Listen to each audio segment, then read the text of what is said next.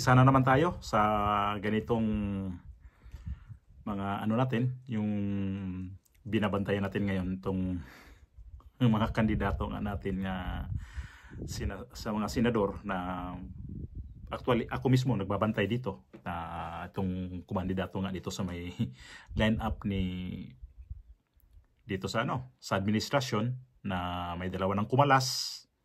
Tapos may 10 may 10 pa ditong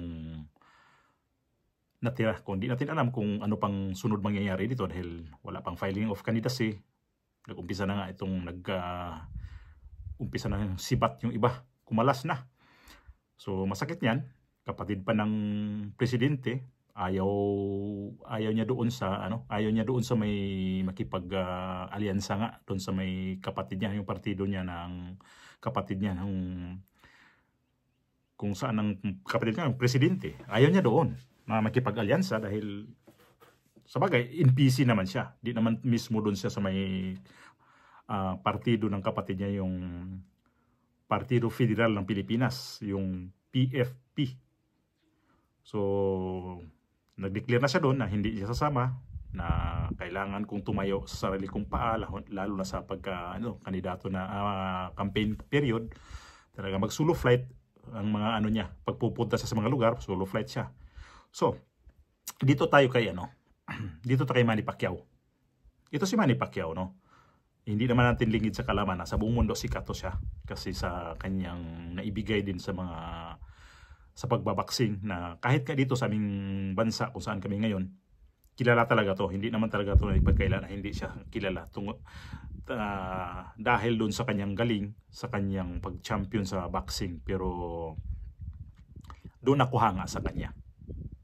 Sa isip athlete, doon ako hanga sa kanya. At saka bilang pag sa mga magulang, marespeto, nandoon, wala akong masabi dito sa kanya. Pero pagdating sa politika, sabihin ko na lang dito kay Manny Pacquiao na politikong walang prinsipyo, wala siyang mga isang salita. Kasi panahon noong 2022 election na tumakbo to ng presidente, anong sabi niya dito? Umatake to kay Marcos. Umatake to kay Bongbong Marcos. Ngayon saan siya napunta kay Bongbong Marcos? So, isa pa masabi ko na sa kanya, politikong walang hiya. Sorry na lang sa sinasabi ko nito na parang hindi ka respeto yung sasabihin ko sa kanya, walang hiya. Ano mga tawag natin sa kanya? Dati atake ka ng atake sa politiko na to. Atake ka ng atake dito sa kalaban mo sa politika. Kasi gusto mong mayroon kang maiatake sa kanya. Tapos, ang masakla pa nito, damay yung nanay ni si former First Lady Imelda Marcos. Dinamay niya pa to na ipapakulong daw niya. Actually, ang daming video niyan. Iparinig ko sa inyo yung video na to kung ano talaga ang sinabi niya itong Manny Pacquiao na to na ipakulong niya si Imelda. So, nasabi ko kanina may respeto siya sa mga magulang niya, pero dito sa kay Imelda noong 2022 na may edad na rin talaga to, di niya nirespeto yon. Pakinggan natin yung video niya, yung anong masasabi natin dito sa kanya ngayon.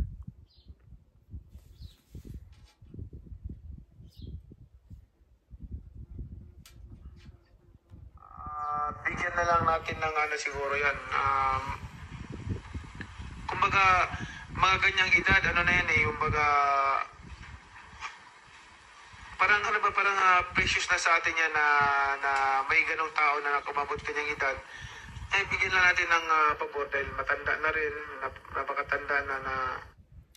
Ang ko nito, parang napilitan siya magsalita nito para sabihin niya matapang siya dito. Napilitan siya dito magsalita para wala na siya ibang sa mga interview. Para napilitan siya dito magsalita tungkol sa nanay ni kay Imelda Marcos, kay nanay ni President Bongbong Marcos. Pakinggan pa natin siya. Maiksi lang naman tong video na to.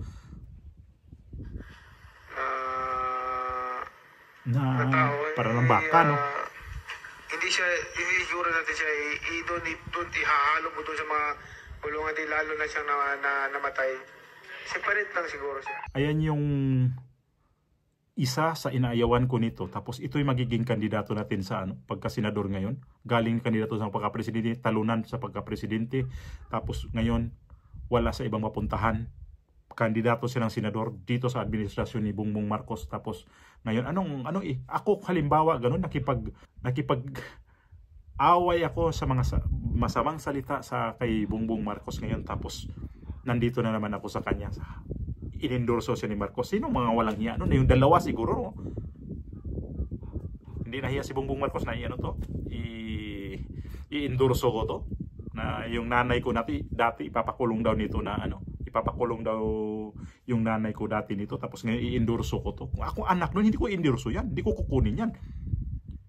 Ito si Toby Chanco. Ito yung magiging campaign manager. Ito yung sabi nga niya. In-interview to si Toby Chanco. Nakita ko kapon yung interview niya sa ANC yata. Di ako sure kung sa anong yun. Parang palagay ko ANC yun. So, in-interview sa doon kung bakit ganito nag-alyansya sila. Ano pa rin to sa kay Amy Marcos. Yung tungkol kay Amy Marcos na hindi nga sumama dito sa kanilang partido na yung parang to yung pag nila ngayon, kaiba-ibang partido nga to sila kumbo-kumbo na to sila ngayon Hindi sila makakuha talaga ng specific talaga nilang senador, magiging senador nila na hindi talaga nila makuha na 12 kung hindi sila kukuha sa ibang partido, kasi nag-alangan naman nila talaga itong ibang mga kandidato kung sasanib sa kanila. So in-interview to si Toby Chanco sa Navotas tungkol kay Manny Pacquiao, kasi nga yung mga kandidato na ganyan random yung mga kandidato nila kung saan partido, NPC, INUP, ano ba yung mga partido na nila ngayon, galing sa Lakas. Ang sabi niya, kaya kinuha namin yan si former Senator Manny Pacquiao dahil kaibigan ko yan. Tapos nasuplak siya sa nag-interview sa kanya.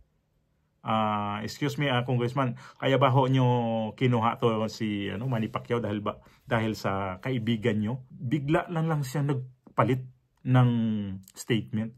Ay hindi, si Senator Manny Pacquiao naman, ang dami naman natulungan nito ang dami naman nating nakikita na tumutulong talaga to. Kung biglang nagpalit si Toby Chanco ng salita, para sa akin hindi yun Ang para sa akin hindi yung tumutulong ka. Kahit sino pwedeng tutulong. Basta may maitulong ka. Sa ibang paraan, anong pwede mong maitulong? Kahit sino. Ako pwede kong tumulong, anong pwede kong maitulong. Pero isa lang masabi ko dyan kung bakit kinuha nyo yan. Dahil, siyempre, popular si Manny Pacquiao. Ang nyo talaga, madadala lahat ang kandidato. Ganun naman talaga. Ito kukunin natin to kasi malakas ang pangalan nito. Kunin natin to para magiging senador to. Mahatak yung mga lahat nating kandidato. Pero nagkamali kayo. Your Honor, Toby Chanco. Dahil hindi namin talaga yan, di ko talaga yan iboboto si Manny Pacquiao. Ito yung politiko talaga ng walang paninindigan, walang isang salita, walang hiya talaga to. Wala na ba talagang hiya ang mga natin ngayon? Ipipiliin natin ng mga politiko ngayon? Kung gising tayo ngayon, mag-isip tayo kung bakit itong kandidato ngayon nasa administrasyon. Hindi ko sila hindi ko kayo sabayan niyo ako, pero para sa akin lang naisip ko kung bakit itong mga to, dati kalaban to nila, tapos ngayon itong mga to sumanib sa administrasyon, anong mayroon? Di na ba talaga tayo pwedeng tatakbo ng congressman kagaya ng iba dyan na nagsulo na lang? Kung ayaw ko talaga dito, gamitan na Walang hiya na talaga. Gamitan na tayo dito Di bali, kalaban ka namin noon, pero gamitin namin to ngayon, yung pagkakataon. Ganon din ako presidente. Sige, gamitin natin to ngayon. Ganon din yung kuko nila, gamitin to namin ngayon. Gamitan na. Hindi maganda ang politika talaga sa Pilipinas. Gawa kasi yan sa dapo ng dapo. Walang political system. Dapat yan. Kagaya dito sa ibang bansa, hindi ka pwedeng tatalon sa ibang partido. Kung saan ka talaga partido mo, doon ka lang. Hindi ka pwedeng dapo ng dapo, parang paro-paro. Ito si Manny Pacquiao, alam ko mayroon to siyang political din na, sabagay, INPI at tataw siya. Hindi ko nagkamali. Nationalista party to siya. Ito yata yung partido niya. Ito si Ayan, si Tolentino, nabanggit ko na yan. Sobrang balimbing. Ito si Villar. na anak ni Senator Manny Villar. Ganun din. Sino nakinabang sa kay itong mga Villar? Bakit dito sila? Sino nakinabang to sa kay Duterte dati? Bakit nakuha nila yung franchise ng ABS-CBN dahil din kay Digong? Inaward din sa kanila yung yung prangkisa.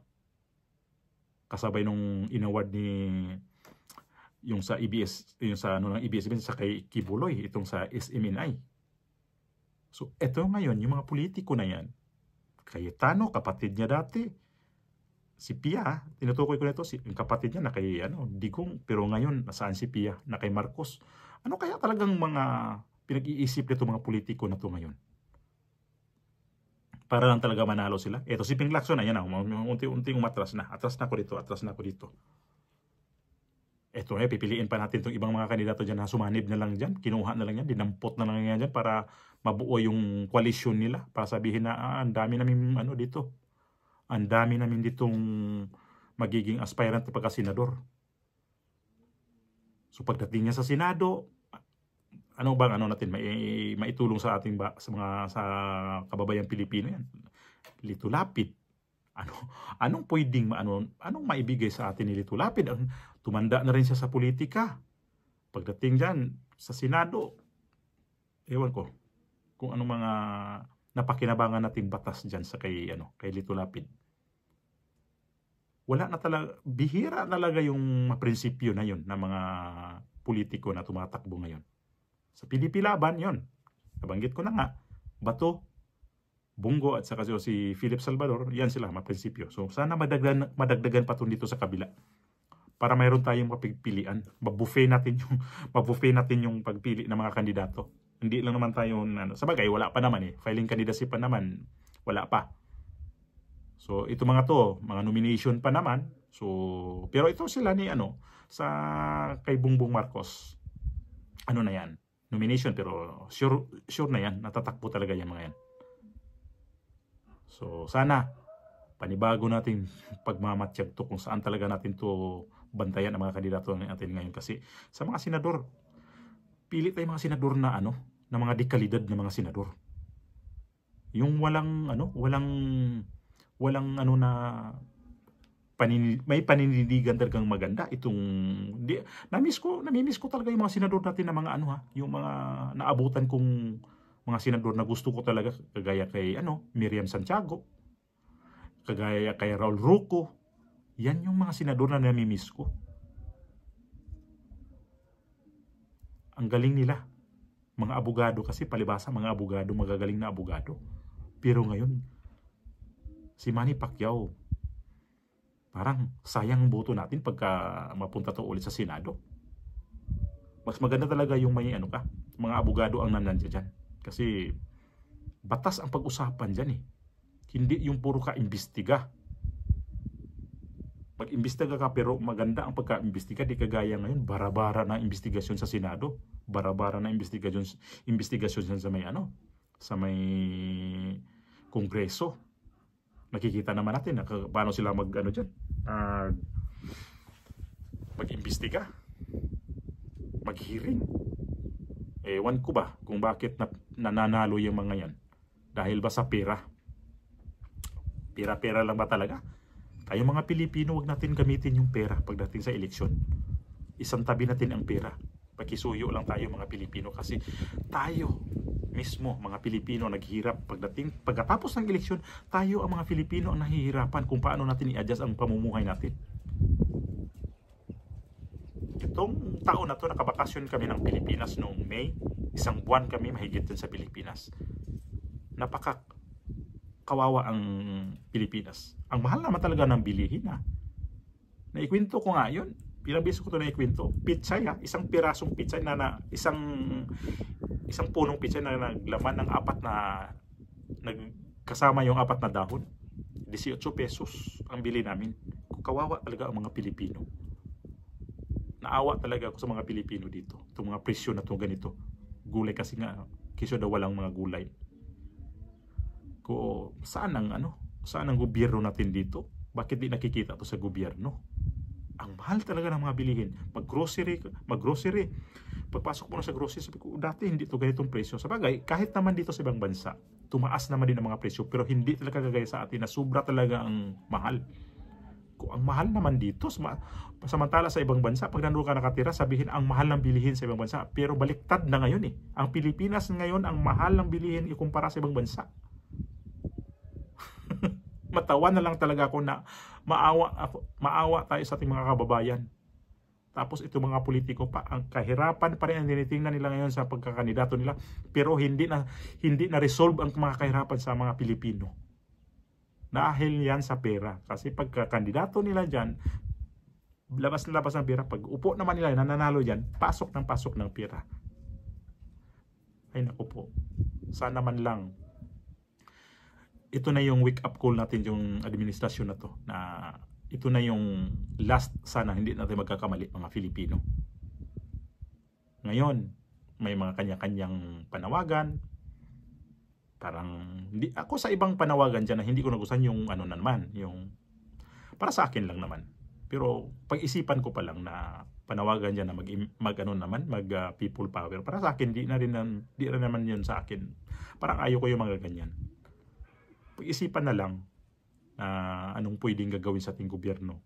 Pero mapatalsikin pa natin ang presidente ngayon. Kahit ako, antay ako sa ating administrasyon ngayon. Pero para sa akin, di na rin tama pasiguro na patalsikin natin yan siya. Well, depende pa rin kung ano pa rin sa atong darating na mga araw, darating na mga buwan, darating na mga taon, kung ano talaga ang ano ito. Sana magbago. May chance pa naman magbago eh. Harapin talaga ang mga tao. Yun lang naman talaga, harapin tayo mga tao. Kagaya ng mga senador ngayon na tumatakbo. Sana man lang mga tao ang harapin nyo. Hindi yung isang tao lang ang harapin nyo. O tatlong tao dyan. Kung sino yung nakakaano sa inyo dyan. Yun lang naman talaga ang ano namin mga Pilipinong ordinaryo. Ito wala tayong mapapala dito sa ibang mga kandidato dyan. Especially na binanggit ko ngayon. Itong magiging senador. Mananalo po to pagka tatanggapin yung pera tapos iboto nyo, mananalo to. Ang payo ko lang sa inyo, tanggapin nyo pera. Iboto nyo ang tamang tao na iboto nyo. Huwag kayo magpadala kasi ito sikat to, kasi ganito. Nakikita ko to sa Kongreso, ano to eh. Ginigisa yung mga kalaban ni mga Duterte nito eh. Patibong yan nila para umangat ang sarili nila. So sana magising na tayo na itong binanggit kong mga kandidato sa kabila, kung ano to, pag-aralan nyo maigi to, kung pwede ba talaga to sa inyo. Para sa akin, yan lang yung sagot ko. Sana itong sunod na araw, pag file na ng candidacy, mayroon tayong makikita pang magandang idagdag sa ating mga listahan sa ano. Pero ito yung ngayon ng 12 plus minus 2. No. Sorry na lang. Sugurin mo ako dito sa aking vlog na to sa mga mga bus. Sorry talaga, hindi ko talaga to masikmura. Hindi ko to mailagay dito sa aking sikmura. Although aking pamilya hindi ko to yung pamilya ko hindi ko to idiktahan na. Ito iboto nyo. Dati ganyan ang ko pa rin yung sistema sa pamilya ko. Ito iboto natin. Kausapin ko. Tapos ipaliwanag ko. Ito yung gusto kong kandidato. Sa inyo, bahala na kayo. Pero itong kandidato ko, ganito yon. Gusto ko ganito. Kasi nagustuhan ko ganito siya dahil marami siyang plano. So, wala pa eleksyon yun . So, pinakinggan ko yung mga opinion din sa aking pamilya. Mga taga-sundo kami. Sumama sa akin. Pero hindi ko pinilit. Hindi ko sila pilitin. Kasi kanya-kanya nga tayong opinion. Kanya-kanya nga tayong gusto. Pero, hindi ko naman sabi ko, hindi ako hari para diktahan kita o kayo na sundin nyo ako kasi ito yung gusto kong ibubuto natin. Pakiramdaman nyo, pag-aralan nyo. Sa awa niyan Diyos, kami. Napunta kami sa kandidato namin na gusto namin talo lang, pero di bale talo kaysa magsisisi ka bandang huli.